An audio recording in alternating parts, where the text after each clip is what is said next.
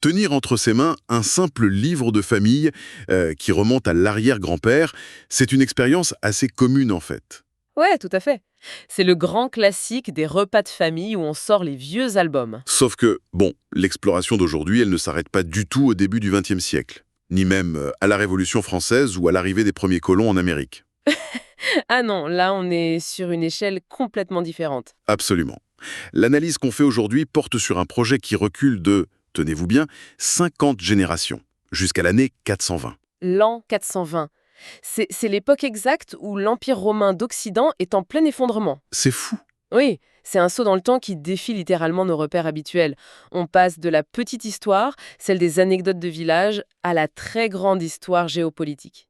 Bon, décortiquons tout ça, parce qu'honnêtement, les documents visuels qui nous servent de source aujourd'hui sont stupéfiants. Ils sont très riches, c'est clair. On se penche sur les couvertures d'une série d'ouvrages intitulée Généalogie et histoire de notre famille, une série signée par une autrice nommée Linda Saint-Laurent. Oui, et l'objectif de notre plongée d'aujourd'hui, c'est vraiment de comprendre comment on peut scientifiquement et visuellement structurer un projet d'une telle ampleur. Mais je dois mettre les pieds dans le plat tout de suite.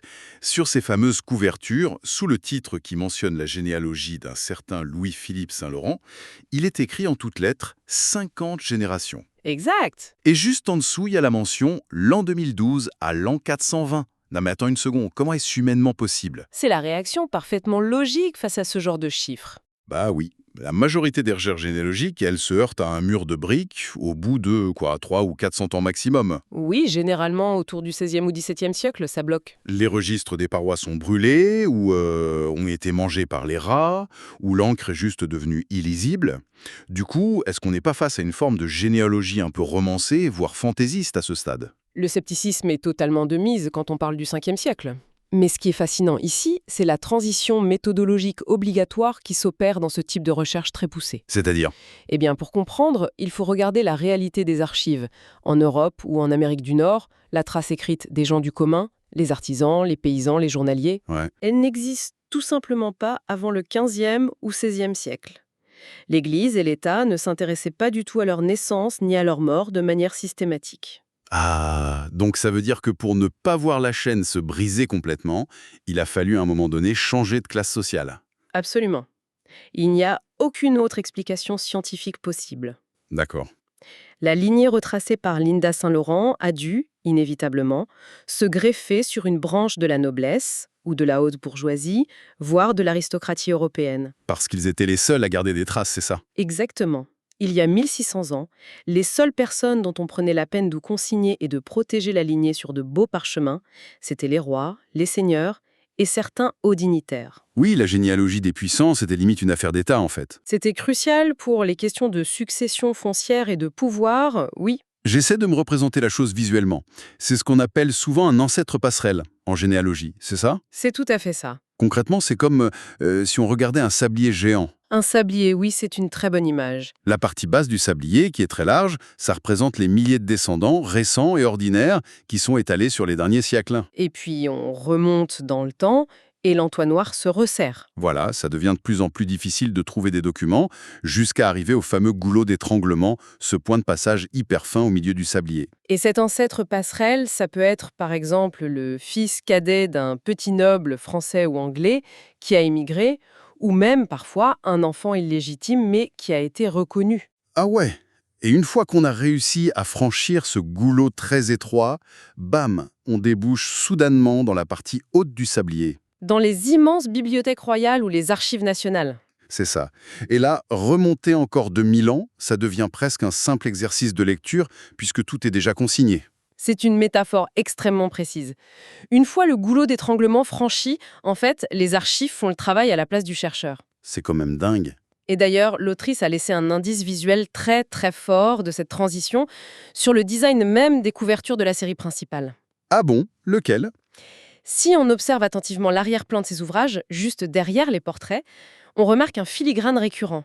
Ah oui, je vois, c'est un espèce de texte angien manuscrit. Oui, un vieux texte superposé avec le mot archive écrit en grandes lettres capitales sur le bord gauche. Ah ouais, donc ce n'est pas juste un petit effet vintage fait sur Photoshop pour que ça fasse joli, c'est une véritable déclaration. Précisément. Ce filigrane marque la frontière stricte entre la mémoire intime, l'album de photographie familiale dont on se souvient de génération en génération, Ouais, la tradition orale, en gros. voilà. Et de l'autre côté, l'archive historique pure et dure, celle des chairs troyelles conservées dans des conditions climatiques ultra contrôlées. Le visuel nous avertit qu'on est bien passé dans la partie supérieure de ton fameux sablier. Super intéressant. Mais euh, puisqu'il est physiquement impossible de raconter 1600 ans d'histoire et 50 générations dans un seul livre, sinon on donne la migraine au lecteur, c'est sûr, Ah bah le livre peserait 20 kilos. c'est clair. Comment est-ce qu'on organise un tel vertige temporel? En explorant nos sources visuelles, on remarque une évolution vraiment frappante de la façon dont les identités sont présentées d'un tome à l'autre. Oui, le séquençage est très réfléchi. Le tome 1 offre une image assez intemporelle. C'est une mère qui embrasse doucement son bébé. C'est le socle, le point de départ de la vie, ou l'aboutissement selon comment on le regarde. Exactement. Mais dès qu'on passe au tome suivant, alors là, on entre dans le vif du sujet social. On quitte l'universel pour entrer dans le particulier, dans les trajectoires de vie réelles. Par exemple, regardons le tome 2A.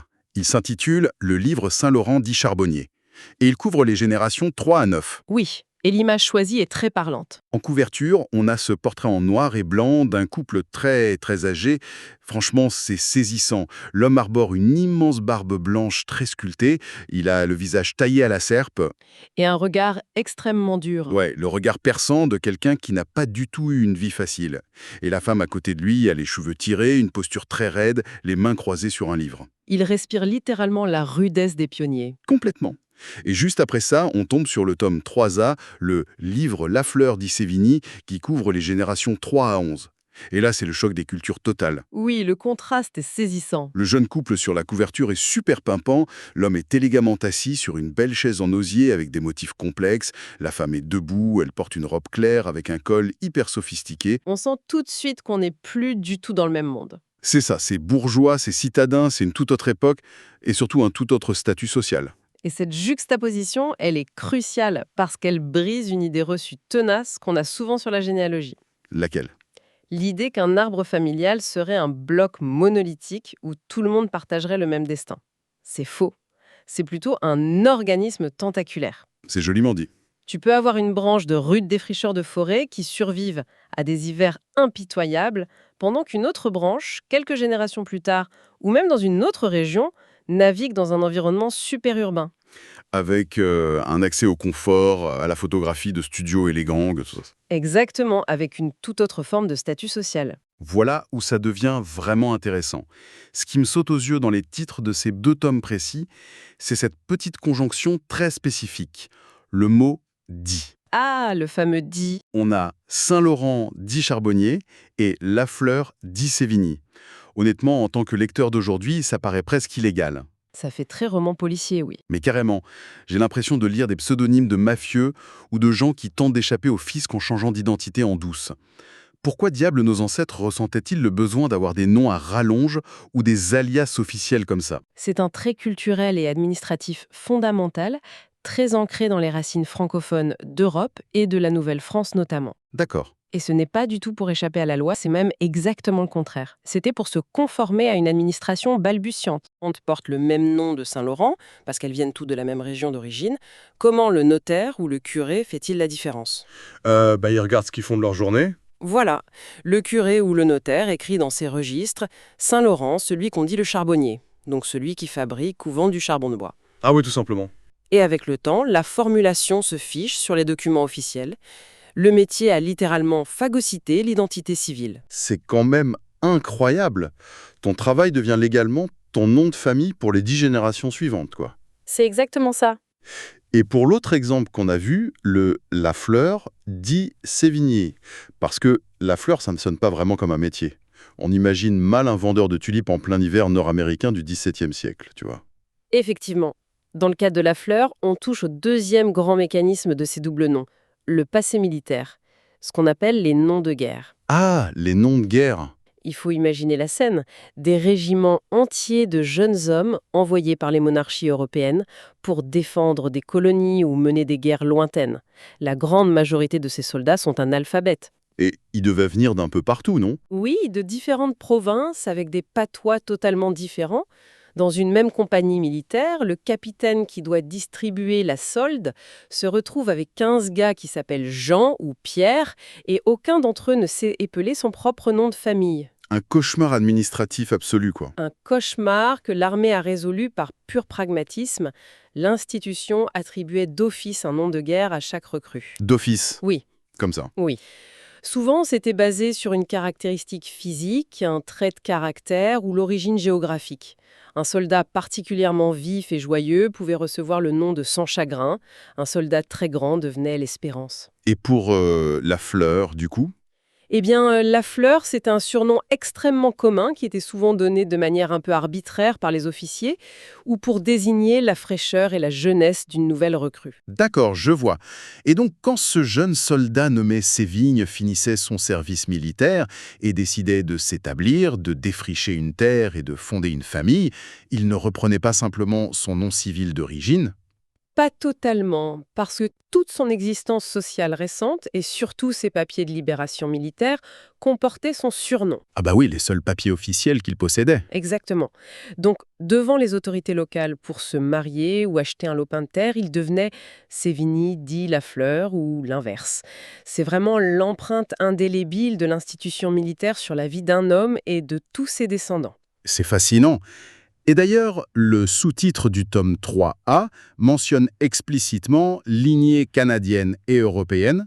Oui, ce qui montre bien que l'autrice a dû retracer ses migrations transméditerranéennes et transatlantiques. Il faut suivre le fil du soldat qui quitte un village européen obscur, qui survit à une traversée de l'océan dans des conditions effroyables, qui reçoit un surnom militaire arbitraire et qui devient finalement la souche d'une lignée gigantesque sur un tout nouveau continent. C'est une épopée en soi. Ce qui nous amène à la tension centrale de cette analyse et probablement, à mon avis, au détail le plus intrigant de toutes les sources qu'on a devant nous. Il y a une dualité fondamentale dans ce projet. Oui, une vraie cassure visuelle. Pour ce fameux tome 3A, l'histoire des Lafleur di Sévigny, nous avons deux couvertures radicalement différentes. C'est un choix éditorial qui en dit long sur la nature d'une recherche qui atteint de telles proportions. D'un côté, on a l'édition que j'appellerais familiale ou patrimoniale. Celle avec les photos. Voilà, elle respecte le code visuel de l'ensemble. Le fond qui imite un vieux parchemin vieilli, de grandes lettres gothiques, d'imposantes armoiries rouges et or, et bien sûr la photo du jeune couple dans ce cadre argenté façon miroir ancien. C'est très chaleureux. Grave, hein. Ça donne envie de s'asseoir près d'un feu de cheminée et de transmettre des anecdotes à ses petits-enfants. Mais de l'autre côté, on a la couverture publiée par les éditions universitaires européennes, abréviation EU, et le contraste est brutal. C'est le jour et la nuit. Le changement de ton est total. On passe d'un registre émotionnel à un registre purement académique. On n'y voit plus aucun visage, aucun regard humain. Sur un fond de papier un peu froissé, mais très lumineux, la couverture propose une nature morte d'un symbolisme presque lourd, je trouve. Très codifié en tout cas. Il y a une large plume d'écriture d'un rouge profond posée sur une lettre manuscrite à l'encre noire, un cachet de cire rouge brisé avec son lourd sceau en laiton, une montre à gousset argenté très classique et une très vieille clé dorée au motif complexe. Tous les codes de l'archive. Ma théorie en voyant ça, c'est qu'il y a peut-être une forme de syndrome de l'imposteur chez les généalogistes. Comme c'est souvent perçu par le grand public comme un simple passe-temps de retraité, j'ai l'impression que cette couverture universitaire au look si clinique, c'est une manière de se défendre. Une façon de légitimer le travail. Ouais, de dire au monde scientifique, regardez, j'ai fait le travail, c'est une vraie recherche rigoureuse, prenez-moi au sérieux. Qu'est-ce que t'en penses? C'est une lecture intéressante. Mais si l'on relie cela à la situation dans son ensemble, c'est plus profond qu'une simple ligne de défense ou qu'un besoin de validation. Ah oui, oui. C'est quoi alors? C'est une véritable mutation du statut de l'œuvre. Quand une recherche arrive à documenter 50 générations depuis la chute de l'Empire romain, qu'elle croise les données de multiples pays, qu'elle déchiffre des registres militaires et des actes notariés super complexes. Ouais, on n'est plus dans le petit livret de famille, là. Exactement. L'œuvre cesse d'appartenir exclusivement à la famille Saint-Laurent ou Sévigny. Elle devient une mine d'or pour des disciplines comme la démographie historique, la sociologie et l'histoire des migrations. Ah, je vois. L'arbre de la famille devient la forêt de l'histoire humaine, en quelque sorte. C'est une très belle façon de le formuler. Et la nature morte sur la couverture universitaire illustre parfaitement cette métamorphose. Les objets ne sont pas choisis au hasard du tout. J'imagine que la montre à gousset, c'est pour le temps qui passe. Oui, elle incarne le passage inexorable du temps chronologique, qui est vraiment l'épine dorsale du travail de l'historien. Et la clé ancienne. La clé, c'est la métaphore ultime de la discipline. Elle déverrouille les coffres scellés du passé, elle donne accès aux archives interdites ou oubliées depuis des siècles. Ça fait très chasse au trésor. Et le sceau de cire avec la plume. Quant au sceau et à la plume, ils représentent l'authentification formelle. Sur un document ancien, le sceau de cire, c'est la preuve légale irréfutable. Pour dire que c'est du sérieux, quoi. Voilà, cette couverture communique clairement à la sphère académique que ces lignées ont été vérifiées, sourcées, et qu'elles peuvent tout à fait servir de base à des études beaucoup plus larges. Mais tout cela n'aurait jamais existé sans la volonté féroce d'une seule personne. Et c'est ce qui rend notre toute dernière source visuelle si pertinente aujourd'hui. Ouais, on a failli l'oublier celle-là. Au milieu de ces centaines d'années de parchemins et d'imprimés universitaires, il y a la signature manuscrite de l'autrice, Linda Saint-Laurent. Et dans l'étude des documents, l'analyse d'une signature en dit ce fond très long sur l'intention et l'énergie de son auteur. Bah là, pour le coup, c'est une signature d'une vitalité folle. Ce n'est pas du tout une petite initiale timide gribouillée dans un coin de page. Non, elle prend de l'espace. L'encre brune dessine de grandes boucles rapides. Le S et le L majuscules s'entrecroisent avec une force presque agressive. C'est très graphique. On sent vraiment le mouvement rapide du poignet. C'est un geste très affirmé. Quand je regarde ce coup de stylo, franchement, je vois la marque féroce de quelqu'un qui a probablement passé 10 000 heures à s'abîmer les yeux sur des microfilms poussiéreux de l'Église catholique du XVIe siècle. C'est le sceau de l'architecte au bas de sa cathédrale, en fait. Elle s'impose physiquement, avec de l'encre fraîche, au beau milieu de ces 50 générations fantômes. Il faut dire que tracer ce genre de généalogie exige un entêtement hors du commun. J'imagine, oui. Il faut non seulement maîtriser la paléographie pour réussir à lire les différentes écritures anciennes qui changent selon les siècles, Ouais, parce que le français du XIVe siècle, c'est indéchiffrable. mais il faut aussi comprendre tout le contexte géopolitique qui poussait un ancêtre à quitter son pays, de manière précipitée. Cette signature hyperdynamique, c'est un rappel que l'histoire ne se découvre jamais toute seule. Elle nécessite un esprit bien vivant pour l'excaver, la comprendre et l'assembler. Alors, qu'est-ce que tout cela signifie au final, au-delà de l'admiration évidente qu'on peut avoir pour la patience herculéenne d'un tel projet? Pourquoi le fait de disséquer ces couvertures et ces concepts, ça résonne si fort en nous? C'est une vraie question existentielle. Je pense que c'est parce que ces documents nous obligent à regarder notre propre reflet. Cette plongée, elle nous rappelle que chaque individu sur cette planète n'est pas juste un point isolé flottant dans le vide. Nous sommes le point d'arrivée victorieux d'une chaîne ininterrompue. Et il y a un aspect de pure survie biologique et historique là-dedans qui donne le vertige. Chaque maillon devait tenir bon pour que la ligne continue. Exactement. Ces gens, ils ont traversé la chute de Rome, ils ont survécu à la peste noire qui a décimé la moitié de l'Europe, ils ont échappé aux famines, survécu aux pires tempêtes de l'Atlantique Nord dans des bateaux en bois totalement précaires et résisté aux guerres mondiales. C'est un parcours du combattant sur 16 siècles. Si un seul soldat Lafleur avait été touché par un boulet de canon un an plus tôt, si un seul charbonnier avait succombé à une forte fièvre pendant un hiver rigoureux, le relais s'arrêtait net. La chaîne se brisait définitivement et la dernière génération n'aurait tout simplement jamais vu le jour. C'est une toile de la survie humaine d'une complexité affolante. Et ça donne un poids fondamental à notre simple existence quotidienne. Une perspective de 1600 ans, ça remet instantanément les petits tracas en place. Oui, carrément. Mais il reste une toute dernière pièce au puzzle. Un détail que j'ai délibérément passé sous silence au tout début, quand j'ai lu le titre des ouvrages. Ah! Je me disais bien qu'il manquait quelque chose. Et c'est peut-être l'aspect le plus subversif, le plus puissant de tout ce travail monumental. Sur toutes ces couvertures que nous avons explorées, le titre complet et exact n'est pas simplement la généalogie de Louis-Philippe. Non! Il y a un mot de plus. Il est écrit. Généalogie maternelle de Louis-Philippe Saint-Laurent.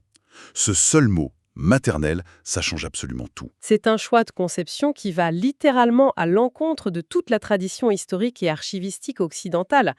C'est un véritable tour de force méthodologique. Depuis des siècles, la société, le droit de propriété, l'histoire officielle, tout s'est construit et documenté presque exclusivement autour du patronyme masculin qui est transmis de père en fils. Les registres ont été pensés par des hommes pour suivre les hommes. La traçabilité de la lignée féminine, c'est le cauchemar absolu de tout généalogiste. C'est malheureusement une réalité très cruelle des archives. Pendant la très grande majorité de notre histoire récente, sous l'influence des coutumes légales et religieuses, les femmes perdaient leur monde jeune fille à chaque génération en se mariant. Elles étaient invisibilisées, quoi. Totalement.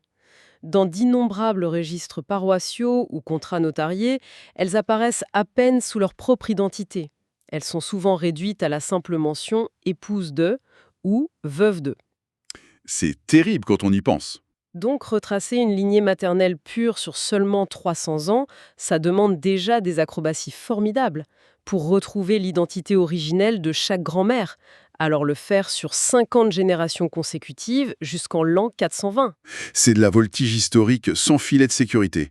Il a fallu traquer l'identité de chaque mère, zigzaguer à travers 50 changements de nom de famille, 50 mariages, dans une histoire écrite par et pour les lignées paternelles. C'est ramener à la lumière une moitié entière de l'humanité que la convention sociale a passé des siècles à vouloir absorber ou effacer, tout simplement. C'est un travail de réhabilitation de la mémoire incroyable. Et c'est vraiment là-dessus que l'exploration d'aujourd'hui prend une ampleur philosophique inattendue. Si la ténacité d'une seule autrice peut repêcher 50 générations de femmes en remontant jusqu'aux cendres de l'Empire romain, une question vertigineuse reste suspendue dans l'air. Laquelle? Combien de sagas incroyables, d'épopées silencieuses, de courage et de survie ont été définitivement balayées des livres d'histoire officiels, simplement parce que la loi imposait qu'elles se transmettent par les femmes? C'est une excellente réflexion. Que raconterait notre monde aujourd'hui si, pendant 1600 ans, nos immenses bibliothèques d'archives s'étaient concentrées non pas sur les batailles et les terres des pères, mais sur le nom, le métier et l'histoire des mères qui ont littéralement porté la survie de l'humanité? C'est une pensée fascinante à garder à l'esprit la prochaine fois qu'une vieille photographie anonyme ressurgit au fond d'un tiroir de famille. Derrière ce visage oublié se cache peut-être la clé de 50 générations de secrets.